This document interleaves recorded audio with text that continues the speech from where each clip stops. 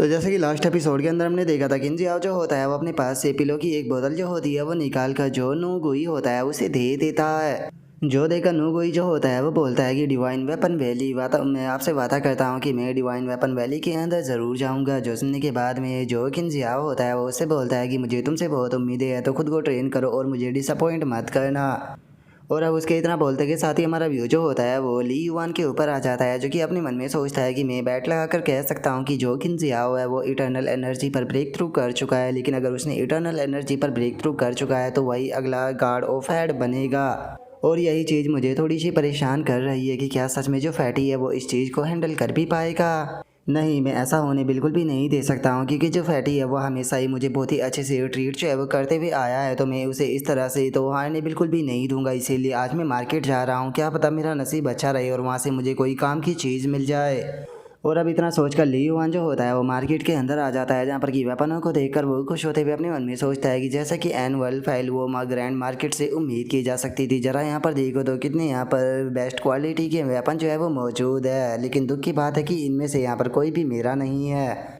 और अब इतना सोचते के साथ ही ली युआन का ध्यान जो होता है वो वहाँ पर बैठे हुए एक ओल्ड मैन और छोटे से लड़के के ऊपर जाता है, जो कि वहाँ पर कुछ सामानों को बेच रहे होते हैं, लेकिन उसके पास में रखा हुआ जो वेपन होता है वो चमक रहा होता है। और अब जो ली युआन होता है वो उस ओल्ड मैन के पास में आ जाता है और उसके पास में आते हुए पूछता है कि सर क्या मैं जान सकता हूँ कि आपका जो ये स्काउट है ये कितने का है। और इतना बोलकर ली युआन अपने मन में सोचता है कि इसका जो साइज़ है वो काफ़ी लंबा है, क्या ये इसे फार्मिंग के लिए इस्तेमाल करता है। जो सुनते के साथ ही वो ओल्ड मैन जो होता है वो ली युआन से बोलता है कि क्या तुम मेरे स्काउट को लेना चाहते हो, लेकिन ये स्काउट जो है वो मेरे ग्रैंडपा ने मुझे दिया था, तो इसीलिए मैं अपनी पूरी ज़िंदगी से अपने साथ में रखता हुआ आया हूँ, ये सेल करने के लिए नहीं है। जो सुनते के साथ ही उसके पास में बैठा हुआ जो लड़का होता है वो अपने ग्रैंडपा को समझाने की कोशिश करता है और समझाते हुए अपने मन में सोचता है कि समझ में नहीं आता कि ग्रैंडपा जो है वो इस टूटे हुए स्काउट को अपने पास में क्यों रखना चाहते हैं। ये तो बहुत ज़्यादा पुराना हो चुका है, हमें इसे सेल कर थोड़ा पैसा कमाना चाहिए। और उस लड़के की इतना सोचते के साथ ही ली युआन जो होता है वो उस ओल्ड मैन से बोलता है कि क्या मैं इसे एक बार देख सकता हूँ। जो सुनकर वो ओल्ड मैन भी उसे स्काउट को देते हुए बोलता है कि ठीक है, थोड़ा संभल कर, क्योंकि वैसे तो ये स्काउट काफ़ी पुराना है लेकिन उसके बाद भी ये बहुत ज़्यादा शार्प है।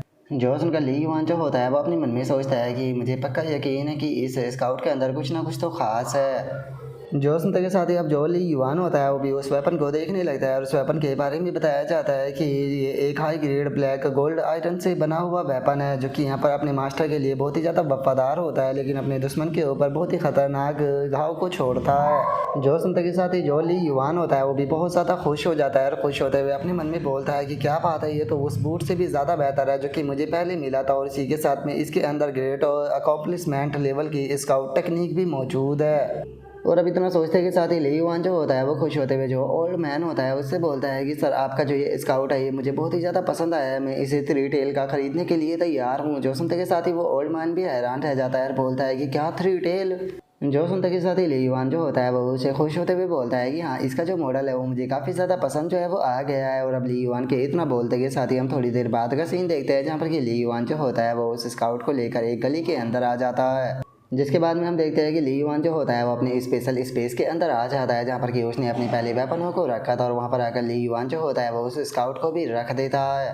और वहाँ पर आकर अब ली युआन जो होता है वो अपने मन में सोचता है कि मेटल हैमर जो है उसे मैं ऑलरेडी मास्टर जो है वो कर चुका हूँ, तो अगर मैं हैमर की ट्रेनिंग करता भी हूँ तो वो मेरे लिए ज़्यादा यूज़फुल जो है वो नहीं रहने वाली। तो इसीलिए मुझे लगता है कि अगर मैं मेटल हैमर जो है उसे रिप्लेस करना चाहता हूँ तो उसके रिप्लेसमेंट के लिए जो ये स्काउट है यही सबसे ज़्यादा बेहतर जो है वो रहने वाली है। और अब इतना बोलते के साथ ही ली युआन जो होता है वो वहाँ पर ऊपर जो सील मौजूद होती है उसकी तरफ उस स्काउट को बढ़ाने लगता है। और ली युआन के ऐसा करते के साथ ही हम देखते हैं कि ली युआन की पूरी बॉडी जो होती है वो कांप जाती है, और अगले ही पल जो ली युआन होता है वो ज़मीन पर गिर जाता है। और हम देखते हैं कि ली युआन ही ज़मीन पर नहीं गिरा होता, बल्कि उसकी जो नॉइज़ होती है वो भी ब्लीडिंग होने लगती है, जिसे देखकर ली युआन बोलता है कि ये तो बहुत औसम था। ऐसा लगता है कि इस बार तो मुझे बहुत ही ग्रेट चीज़ जो है वो मिल चुकी है, क्योंकि जो ये स्काउट है इसके अंदर मुझे 13 शो हॉर्स स्काउट टेक्निक जो है वो दिखाई दी है, जिसके अंदर के जो लेवल होते हैं वो बिगनिंग से लेकर ग्रेट अकॉम्प्लिशमेंट तक होते हैं। सच में ये कितना ज़्यादा औसम है, लगता है कि इसमें काफ़ी ज़्यादा मज़ा आएगा।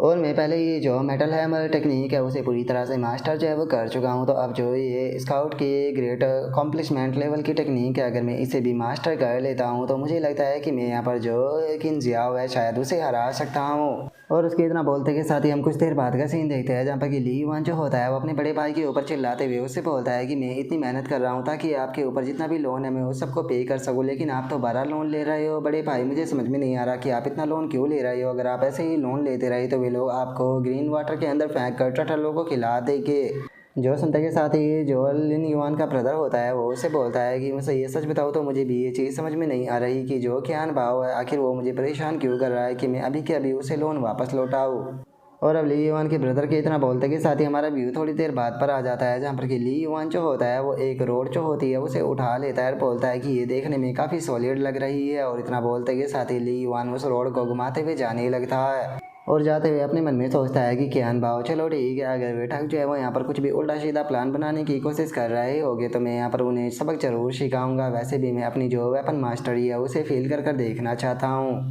और अब इतना सोचते सोचते ही हम देखते हैं कि ली युवान जो होता है वो एक घर के ऊपर आकर जो उसकी छत होती है उसे थोड़ी सी निकाल लेता है और थोड़ी सी छत को निकाल कर उसे घर के अंदर देखने लगता है। और हम घर के अंदर बैठे हुए तीन बंदों को देखते हैं जो कि बैठे हुए खाना खा रहे होते हैं। तभी एक बंदा जो होता है वो बोलता है कि समझ में नहीं आता कि बॉस को उस बूढ़ी औरत के अंदर क्या दिखाई देता है, शायद तुम लोग इस चीज़ के बारे में नहीं जानते होगे। लेकिन जो बॉस है वो बड़ा आदमी बनने से पहले इनकी पूरी की पूरी फैमिली जो थी वो ली फैमिली के लिए काम चाहे वो किया करती थी, लेकिन जो ली फैमिली की बनने वाली दुल्हन थी उसके ऊपर भी शादी से पहले ही इनकी नज़र थी। जो सुनते के साथ ही दूसरा जो बंदा होता है वो बोलता है कि अगर इन्हें ली फैमिली की वो बनने वाली जो दुल्हन थी वो इतनी ही ज़्यादा पसंद थी तो ये उनका किडनैप भी कर कर उसके साथ में एंजॉय कर सकते थे। क्या तुम्हें लगता है कि ली फैमिली के अंदर इतनी हिम्मत थी कि अथॉरिटी के पास में जाकर उसके लिए रिपोर्ट कर सकते थे। जो सुनते के साथ ही जो तीसरा बंदा होता है वो भी बोलता है कि देखा जाए तो वैसे तो इस टाइम पर वो एक बदचलन औरत जो है वो बन चुकी है, लेकिन उसके बाद भी उसका फिगर जो है वो बहुत ही ज़्यादा अमेजिंग है और वो देखने में भी बहुत ही खूबसूरत लगती है। जो सुनते के साथ ही जो ली युवान होता है वो गुस्से में अपने मन में सोचता है कि ज्ञान भाव जो है वो मेरी फैमिली के लिए एक टाइम पर काम किया करता था, लेकिन इसकी गंदी नज़र मेरी भाभी के ऊपर थी। मुझे यहाँ पर एक दिन की छुट्टी मिली थी घर आने के लिए, लेकिन इस बास्टर्ड के कारण मेरी छुट्टी बर्बाद हो गई। तो क्या मुझे इसे जान से मार देना नहीं चाहिए। और उसके इतना बोलते के साथ ही तभी दो बंदे जो होते हैं वो उठकर वहाँ से जाने लगते हैं, जिनमें से पहला बंदा जो होता है वो बोलता है कि मेरे पेट में अचानक से गुड़ गुड़ होने लगी, मुझे पेट खाली करने के लिए जाना होगा। तभी दूसरा बंदा भी बोलता है कि हाँ मुझे भी बहुत ज़्यादा ज़ोर से लगी है। और अब इतना बोलते के साथ ही वे दोनों बंदे जो होते हैं वो जाकर खुले में ही बैठकर अपना जो पेट होता है वो खाली करने लगते हैं, जिसे देखने के बाद में ली युवान जो होता है वो भी फनी सा फेस बनाते हुए बोलता है कि ये लोग कितने ज़्यादा गंदे और बदतमीज़ है। और इतना बोलते के साथ ही ली युवान सीधे उन दोनों बंदों के ऊपर ही अटैक करने के लिए आने लगता है और बहुत ही फनी तरीके से उन दोनों की पिटाई करने लगता है। और उसके बाद में ली युवान जो होता है वो अपनी नाक को बंद करते हुए अपने मन में सोचता है कि ये दोनों बास्टर्ड जो है वो यहाँ पर गंदगी जो है वो फैला रहे थे, मैंने इनकी गंदगी में इन्हें ही बांट दिया, मुझे लगता है कि मैंने यहाँ पर ये सही किया। और ली युवान की इतना सोचते के साथ ही एक और बंदा जो होता है वो अंदर से आने लगता है और चिल्लाते हुए बोलता है कि लाओ जुओ वैंग नुओ, आके तुम दोनों जो है वो कहाँ पर चले गए, कहीं ऐसा तो नहीं कि तुम दोनों जो है वो पेट साफ करते टाइम किसी गड्ढे में गिर गए। और इतना बोलते के साथ ही वो बाहर आ ही रहा होता है, लेकिन तभी जो ली युवान होता है वो अपनी रोड से उसके बिस्तर के ऊपर खिंचाकर एक डंडा मारता है, जिसका वो बंदा भी वहीं ज़मीन पर गिरकर बेहोश हो जाता है। लेकिन तभी अंदर से और भी बंदे बाहर आने लगते हैं और बोलते हैं कि बाहर से आवाज़ कैसी आ रही है। और उनके इतना बोलते ही ली युवान अपने मुँह को बांध लेता है। और अपने मुंह को बांधने के बाद में ली युवान उन लोगों के सामने खड़ा हो जाता है। तभी उन लोगों में से एक बंदा चिल्लाते हुए ली युवान जो होता है उससे बोलता है कि तुम्हारी हिम्मत कैसे हो गई मेरे पैलेस पर आकर तोड़ फोड़ मचाने की। और उसके इतना बोलते के साथ ही ली युवान जो होता है वो धड़ाधड़ कर उन सभी को पीटना शुरू कर देता है।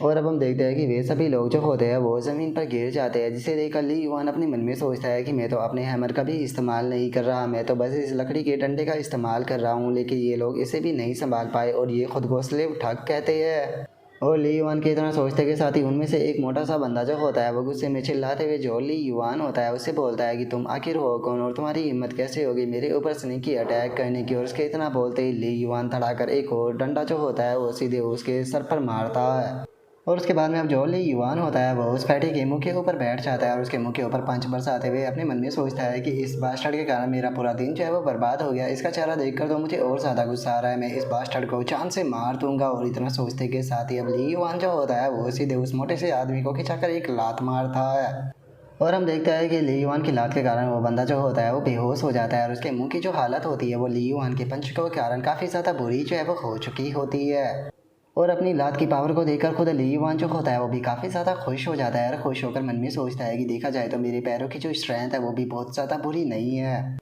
1 मिनट मेरे पास में यहाँ पर जो टाइम पर बात करने का बिल्कुल भी समय जो है वो नहीं है, तो इसीलिए मुझे जल्दी से यहाँ से वापस से अपने काम पर जो है वो पहुँचना होगा। मैं ज़्यादा टाइम पर बात नहीं करूँगा। और इतना सोचते के साथ ही अब ली युआन जो होता है वो अंदर आकर जाँच पड़ताल करना शुरू कर देता है। और जांच पड़ताल करते हुए तभी ली युआन जो होता है उसे वहाँ पर रखे हुए 2 बॉक्स जो होते हैं वो नजर आते हैं, जिसे देखकर ली युआन खुश होते हुए बोलता है कि चलो फाइनली ये मुझे मिल गए। और अब इतना बोलते के साथ ही ली युआन जो होता है वो उस बॉक्स को ओपन करता है, जिसके अंदर की कुछ डॉक्यूमेंट्स और पैसे रखे होते हैं। लेकिन जो ली युआन होता है वो लोन जो डॉक्यूमेंट्स होते हैं उन्हें फाड़ने लगता है और उन्हें फाड़ते हुए बोलता है कि मैं तुम्हें सबक सिखाऊंगा ताकि तुम किसी को भी लोन के लिए परेशान जो है वो ना कर पाओ। और इतना बोलकर अब ली युआन जो होता है वो पैसे भी उठाने लगता है और उन्हें उठाकर हंसते हुए जो ली युआन होता है वो बोलता है कि मैंने इन लोगों को यहाँ पर जस्टिस के लिए सबक सिखाया है, बस पैसे तो मैं यहाँ पर ऐसे ही ले रहा हूँ, क्योंकि अगर पैसा यहाँ पर छोड़कर जाऊँगा तो ये पैसे की एक तरह से बेइज्जती करना होगा, तो चलो थोड़ा सा अपने पास में रख लेते हैं। और अब इतना बोलकर ली युआन जो होता है वो उस पैसे को जो उसका स्पेशल स्पेस होता है उसके अंदर रख देता है। और वहाँ पर रखने के बाद में अब ली युआन जो होता है वो पूरी चोरी कर हंसते हुए वहाँ से निकल जाता है।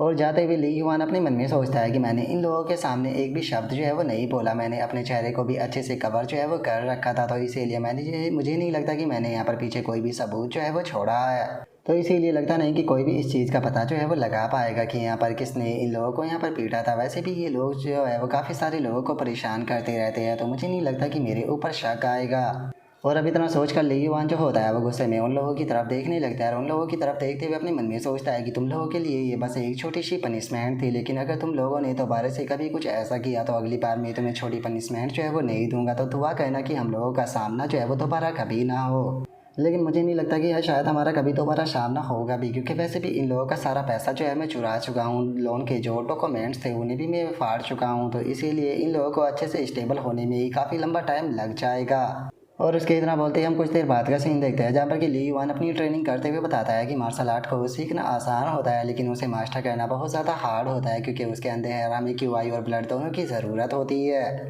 और क्यूआई और ब्लड जो होता है वो फिजिक्स से आता है, तो इसीलिए तुम ऐसा कह सकते हो कि अगर तुम्हारे पास में मेडिकल इक्विपमेंट नहीं है तो तुम्हें यहाँ पर सालों लग जाएगी बहुत ज़्यादा ट्रेनिंग करने में। मैंने इसी तरह से करते करते पूरा 1 साल जो है वो अपनी ट्रेनिंग के अंदर बिता दिया है। मैंने काफ़ी अच्छी प्रोग्रेस भी की है, लेकिन ऐसा कहा जाता है कि गरीबों के लिए मार्शल आर्ट नहीं होता, बल्कि मार्शल आर्ट जो होता है वो अमीरों के लिए होता है, क्योंकि जो अमीर होते हैं वो अच्छे से अपने मार्शल आर्ट के ऊपर खर्च कर पाते हैं। और अब उसके इतना सोचते के साथ ही हम देखते हैं कि जो फैटी होता है वो एक थैली जो होती है वो फेंक कर सीधे जो ली युआन होता है उसके मुंह पर मारता है और उससे बोलता है कि ठीक है, प्रैक्टिस बहुत हो गई, मैं यहाँ पर तुम्हारे लिए कुछ मेडिकल मेल जो है वो लेकर आया हूँ जिनकी की तुम्हें ज़रूरत थी, और चिंता मत करो, इन सभी की पेमेंट जो है वो मैंने अपने पैसों से की है, तो इसीलिए बच्चे मुझे यहाँ पर बिल्कुल भी निराश मत करना। जो सुनते के साथ ही जो ली युआन होता है वो बहुत ही ज़्यादा खुश जो है वो हो जाता है, और खुश होते हुए जो फैटी होता है उसे बोलता है कि मास्टर कुक आप बिल्कुल भी चिंता जो है वो मत कीजिए, मैं आपने जितना भी पैसा मुझे दिया है मैं कसम खाता हूँ कि मैं सारा का सारा आपको वापस लौटाऊंगा। जो सुनते के साथ ही जो फैटी होता है वो उससे बोलता है कि चाहे किसी के पास में टॉप टीयर की बोन और मेडिकल सपोर्ट भी क्यों ना हो, लेकिन उसके बाद भी उसे मिनल मास्टरी तक पहुंचने पर 1 साल तो लग ही जाता है। जो सुनने के बाद में ली युआन बोलता है कि चिंता मत कीजिए, लेकिन मैं उनसे भी तेज पहुंचूंगा। जो सुनते के साथ ही फैटी जो होता है वो ली युआन से बोलता है कि ठीक है, यहाँ पर मैं तुम्हें बता दूं कि अभी जो न्यू ईयर है उसे आने में 2 दिनों का टाइम जो है वो रह गया है, तो अच्छा रहेगा कि इस टाइम पर तुम शॉप के अंदर ही रहो, क्योंकि मैंने सुना है कि जो यू वर्क शॉप है वहाँ पर किसी ने आकर गैंगस्टर ने अटैक कर दिया और वहाँ के लोगों को बहुत बुरी तरह से पीटा, तो इसीलिए मैं तुम्हें क्लियर कर दूंगी तुम्हें इस तरह के जो पंगे हैं उनसे दूर रहना है, क्योंकि अगर तुम इस तरह प्रकार के किसी भी पंगे के अंदर फंस जाते हो तो इनर कोर्ट एग्जाम के अंदर तुम्हारे लिए प्रॉब्लम हो सकती है, और अगर तुम उसे पास नहीं कर पाए तो याद रखना कि मैं तुम्हारी हड्डियों को बेचकर अपना पैसा वसूल करूंगा। जो सुनते के साथ ही जो ली युआन होता है वो भी क्यूट सा फेस बना लेता है, बोलता है कि ठीक है मैं समझ गया, और इतना बोलने के बाद में मुस्कुराते हुए अपने मन में सोचता है कि सॉरी, लेकिन उन्हें जिन लोगों ने पीटा वो कोई और नहीं बल्कि मैं ही हूँ। और अब उसके इतना सोचते के साथ ही हम कुछ देर बाद का सीन देखते हैं, जहाँ पर कि ली युआन जो होता है वो अपने ब्रदर से बोलता है कि सेकंड ब्रदर, मैं एक चीज़ पूछना चाहता हूँ कि क्या जो कियान भाव के पेरेंट्स थे वो एक टाइम पर यहाँ पर हमारी फैमिली के लिए काम किया करते थे। जो सुनते के साथ ही जो ली युआन का ब्रदर होता है वो उसे बताता है कि नहीं, वो किन जियाओ था गुन जियाओ के रिलेशनशिप जो थे वो हमारे साथ में काफ़ी ज़्यादा अच्छे थे, उसी ने ही मुझे जो अप्रेंटिस रिक्रूटमेंट है उसके बारे में बताया था वेपन फोर्जिंग की। और किन्जियाओ का नाम सुनकर तो ली युआन भी थोड़ा सा हैरान रह जाता है। हैरान होते हुए बोलता है कि क्या किन्जियाओ। जो सुनकर ली युआन भी थोड़ा सा हैरान रह जाता है। हैरान होते हुए अपने मन में सोचता है कि तो क्या इसका मतलब वो है जो कि यहाँ पर अपने ही ब्रदर और सिस्टर इन लोग के ऊपर नज़र बनाए हुए है। क्या इसका मतलब ये है कि मुझे इनर कोड एग्जाम के लिए गिव अप करना होगा। और अब इतना सोच कर जो ली युआन होता है वो ड्रिंक करने लगता है। ड्रिंक करते हुए अपने मन में सोचता है कि नहीं, चाहे कुछ भी क्यों ना हो जाए, चाहे मेरे सामने कोई भी क्यों ना आ जाए, लेकिन मैं इनर कोड एग्जाम जो है उसे पास कर ही रहूँगा।